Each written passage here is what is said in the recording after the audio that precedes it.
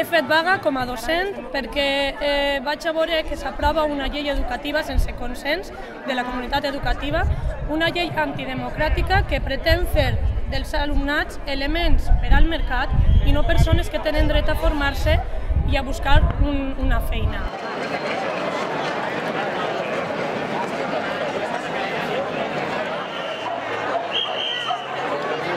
No hi ha cap subvenció nacional activa, estan prorrogant els pressupostos de fa 2 anys, de l'època de l'altre govern, i en aquests diners encara estem funcionant nosaltres sense cap pressupost. Realment, diuen que l'any passat van iniciar partides d'investigació, però a la data d'avui aquestes partides no s'han resolt i hi ha molta gent que està pendent de si tindrà una beca, si tindrem un projecte d'investigació on poder contractar gent i seguir investigant.